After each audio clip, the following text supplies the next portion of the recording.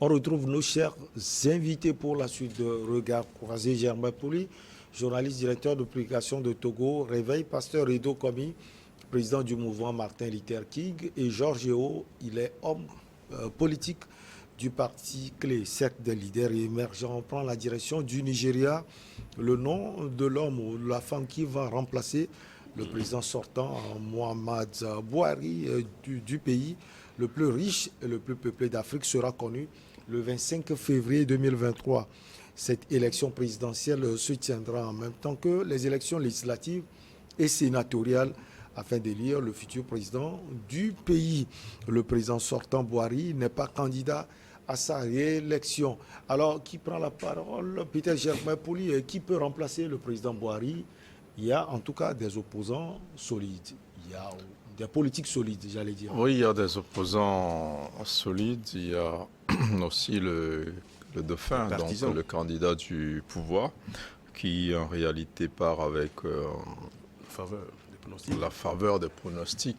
Comme on le dit souvent en Afrique, le candidat sortant a souvent plus de probabilité de s'en sortir, même si Buhari lui-même n'est pas candidat, à partir du moment où il a pu un candidat donc de 5 ans, je crois qu'il est le favori. Mais en même temps, nous sommes dans un pays aussi qui connaît de grandes difficultés. La pauvreté ambiante au Nigeria. Il y a une grande frange de la jeunesse qui n'arrive pas à s'en sortir.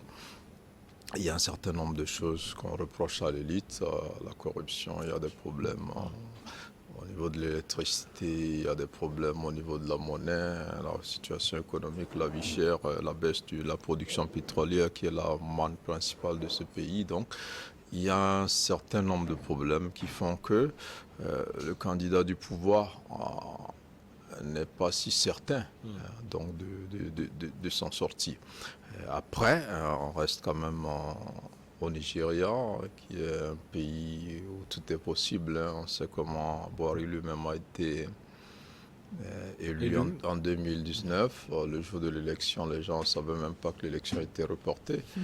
Donc, on leur dit que c'est reporté et quelques jours après, il refait une élection avec un taux d'abstention assez énorme, mais il est passé, il n'y a pas eu trop de contestation. Donc, aujourd'hui, il y a ce candidat, celui de l'opposition du PDP.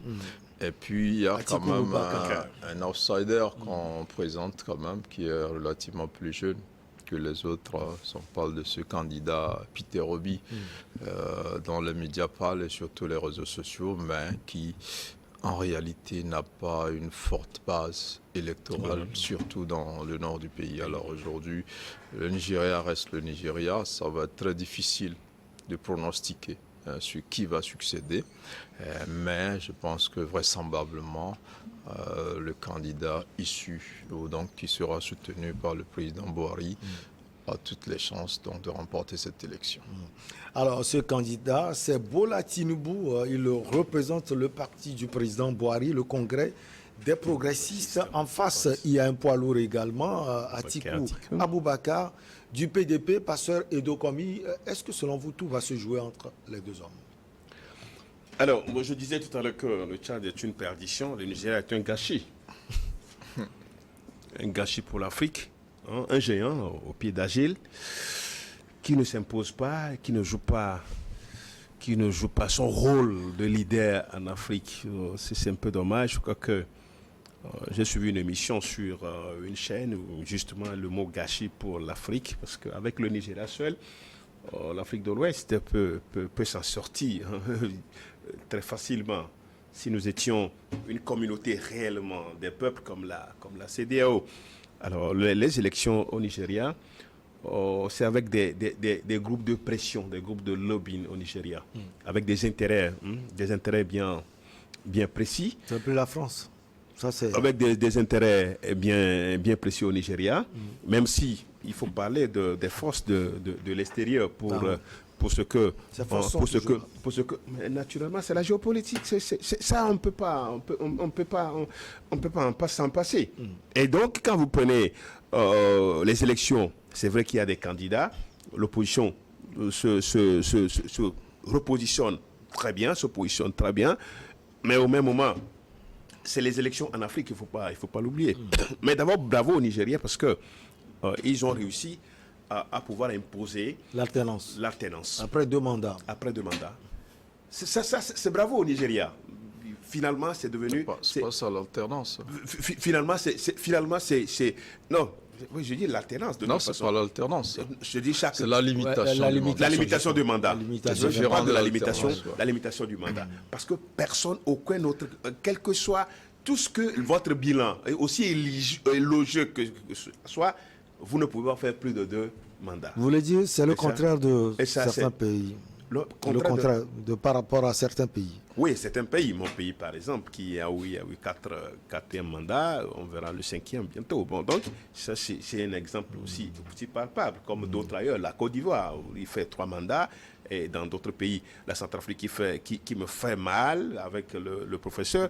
Bon, donc, je crois que il y a tout ça. Bon, donc, les élections au Nigeria, on ne peut pas dire exactement qui va succéder à Buhari, parce que le Kenya nous a donné une leçon. Que soutenir le son dauphin, ce n'est pas quand même quelque chose de...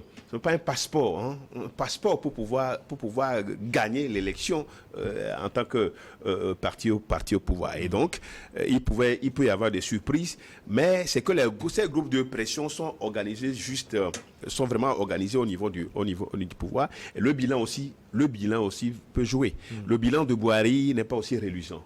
Parce qu'il a promis la sécurité aux Nigérians. Il ne l'a pas. L'insécurité est plus au galop. Et les Nigérians, avec Boko Haram et tout ce qu'on connaît. Et donc, alors qu'il vantait son titre de général. L'insécurité plus que sous l'ancien président, vous voulez dire? Oui, il n'y a pas trop de mi-figue, mi-raisin, je dirais. Mi-figue, mi-raisin. Les Nigériens n'ont pas connu beaucoup de sécurité sous Buhari comme sous les régimes précédents. Mais ce qui est, c'est que c'est intéressant, le jeu politique devient très intéressant quand il y a la limitation de mandat, où on peut permettre à d'autres personnes, que ce soit les élections législatives ou sénatoriales, on peut permettre à d'autres personnes de surgir sur la scène politique, c'est très important. Donc ça va rester très disputé, cette élection. Et je pense que c'est comme ces 2 pôles, c'est comme si vous prenez par exemple les États-Unis, où il y a les démocrates et les républicains. Là, on sait que ça va être un coup.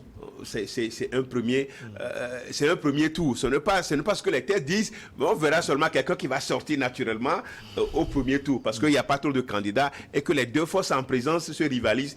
Peut-être un 3e larron, le jeune là, mais qui ne fera Peter Obi, qui ne fera pas grand-chose, même s'il est décrit comme l'avenir de la politique de la jeunesse au Nigeria. Je pense pas qu'il fera pas. Il est à ses débuts, mais ça va se jouer entre les deux protagonistes. Et que les Nigériens élisent leur chef d'État, c'est ce qui est important pour nous. Et le 25 février prochain, on verra ce que ça va donner. C'est ce que j'allais vous poser comme question. On parle de Peter Obi du Parti travailliste. Il n'y a pas que lui, il y a également Rabiu Kouankasso du Parti NNPP. Est-ce que vous pensez que là, justement, du bilan des 2 partis, des 2 poids lourds de la vie politique du Nigeria, les Nigérians vont finalement choisir entre les 2?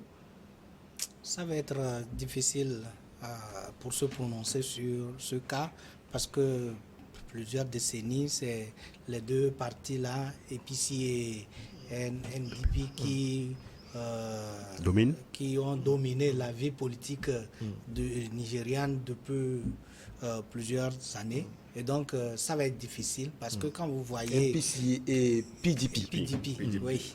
Et donc, quand vous voyez même les 2 candidats, que ce soit Bola ou Atiku Boubacar, vous allez voir que c'est des hommes d'État, c'est des gens qui ont déjà, par exemple, Atiku Boubacar, était vice-président de Obasanjo, etc. Donc c'est des gens qui ont quand même, à un moment donné, pris des postes qui sont des hommes d'État, qui sont des hommes d'État, à ne plus présenter en tant que tel, que ce soit pour les Nigérians ou que ce soit pour nous dans la sous-région, c'est des gens qui ont occupé des postes. Donc, ils vont quand même faire quelque chose, ils vont peut-être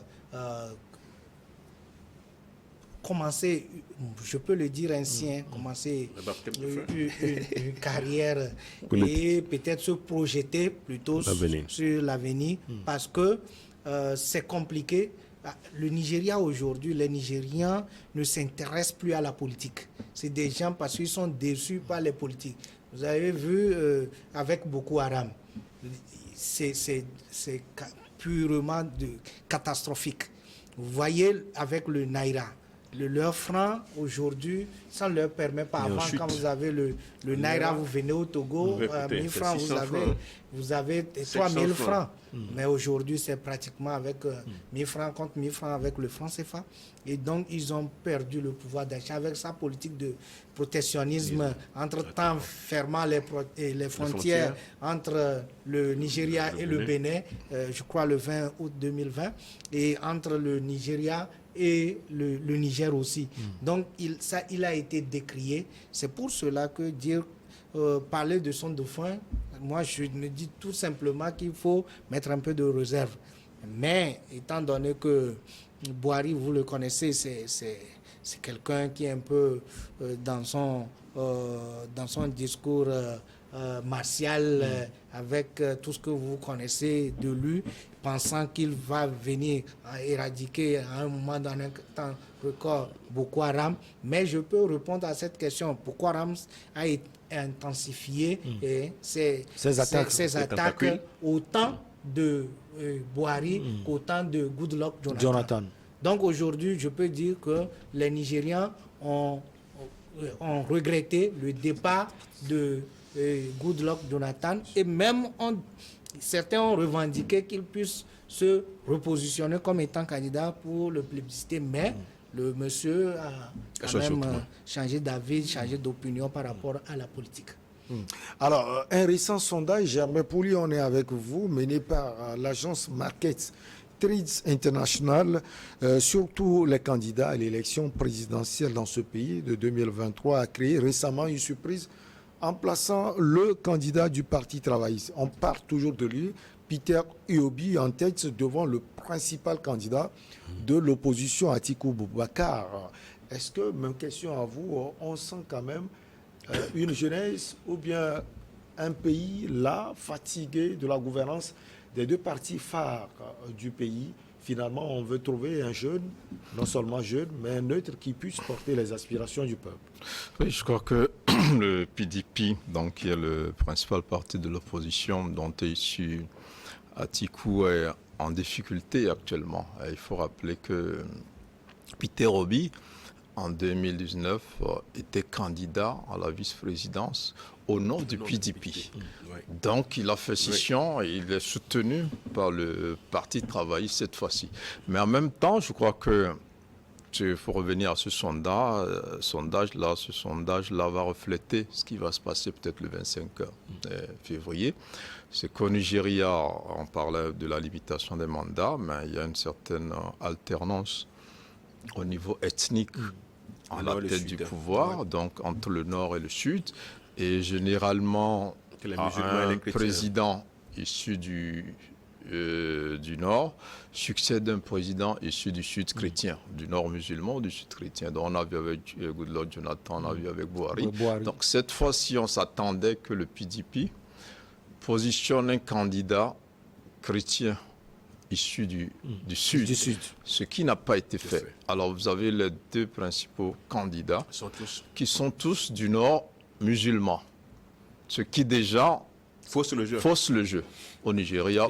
Ça peut jouer en faveur. Voilà, ça peut jouer en faveur de Peter Obi, qui a vite compris et qui a quitté la barque du PDP et qui est allé se faire positionner par un parti, le Parti travailliste, qui n'est pas très populaire, comme je l'ai dit, qui n'est pas très implanté, mais qui relance sur le principe. Voilà, sur le principe, je crois que Peter Obi est mieux placé pour être éventuellement deuxième, ou pourquoi ne pas remporter cette élection au cas où Boiry laisser de côté certaines méthodes.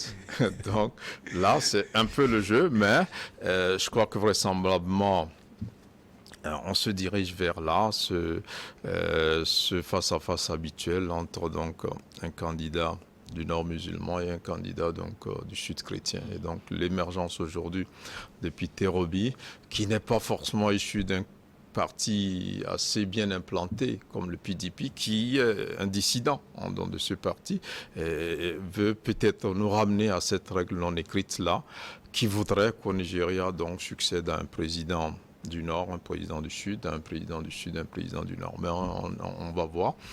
Boiry, musulman du Nord, est-ce que son dauphin, qui est également musulman du Nord, va passer? Ou est-ce que Peter Obi va créer la surprise? On attendra de voir. Alors, pasteur, il y a deux aspects qui parlent souvent également. C'est d'abord le pouvoir. Comme on l'a dit tout à l'heure, Bola Tinubu, lui, il est le candidat du pouvoir. En plus, on parle souvent de la fortune des candidats. Je ne sais pas si c'est vérifié. Atiku Boubacar, c'est un politique, c'est un millionnaire. Il a investi dans beaucoup de choses, dans beaucoup de secteurs. Milliardaire, dans le pétrole, dans l'agriculture, dans l'éducation, dans la télécommunication et récemment dans la santé. Ça peut peser. Oui, c'est vrai quand même qu'en Afrique, pour être politique et un candidat, il faut avoir beaucoup de moyens financiers. Et au Nigeria, ça n'en manque pas. Puisque c'est des gens qui ont fait fortune dans plusieurs domaines, qui ont été dans le céréale politique pendant des années, donc qui sont immensement riches. C'est dommage qu'on fait le choix parce qu'on a beaucoup de moyens et que le programme, on ne vote pas le programme. En Afrique, on vote le programme de ce qu'on vous offre, des gadgets, des trucs, un peu de moyens, juste pendant la campagne électorale. Et puis après, quand les gens sont élus, ben, on s'en fout de vous. Bon, voilà, c'est un peu ça. Mais ce n'est pas quand même à négliger. Hein. Cette hypothèse-là n'est pas quand même à exclure dans le choix des candidats, puisque les deux candidats sont immensement riches. Peut-être le jeune Peter Obi qui n'en est pas, mais peut-être qu'il peut créer la surprise, comme Jamel l'a dit tout à l'heure, parce que la jeunesse aussi voudrait être quelque chose de nouveau, hein, expérimenter quelque chose de nouveau, et ça peut être la surprise. Je crois quand même que les gros gotos, comme on le dit, ces groupes, c'est nébuleux, c'est-à-dire ces groupes vraiment organisés en lobby au Nigeria, est-ce qu'ils vont accepter qu'un jeune puisse surgir comme ça et diriger le Nigeria? Il y a ça aussi. Donc c'est pourquoi les méthodes, il peut y avoir. Il serait peut-être question naturellement des vieilles méthodes, hein, des vieilles méthodes pour pouvoir garder la main. Pour pouvoir garder la main au Nigeria, c'est possible. Mais donc je crois quand même qu'il faut attendre ce 25-là, parce que pronostiquer aujourd'hui sur le vrai vainqueur, le vrai successeur de général, ça reste complexe, et que les Nigériens fassent une preuve de maturité politique et choisissent celui-là qui pourra présider à la destinée du Nigeria dans les 5 années à venir. Parce que le Nigeria si le Nigeria se sent bien, normalement, la sous-région pouvait aussi l'être, parce que c'est le géant, non seulement de la sous-région, mais le géant de l'Afrique, et que sa gouvernance, naturellement, pouvait porter beaucoup de choses à la sous-région, à la CEDEAO et puis à l'Afrique tout entière. Vivement que le meilleur gagne et que le Nigeria puisse continuer sa marche vers cette alternance-là, hein, qui fait quand même une fierté, hein, on peut dire, il fait quand même une fierté en Afrique. Malheureusement que c'est un pays malheureusement, je ne sais pas dire malheureusement, c'est un pays anglophone, ce que nous souhaitons pour nos pays francophones, où jusqu'à présent, les gens demeurent trop attachés au trafic de la Constitution pour s'éterniser au pouvoir. Allez, on marque la pause. La dernière, on revient parler de votre pays, Pasteur Rido. Le Togo.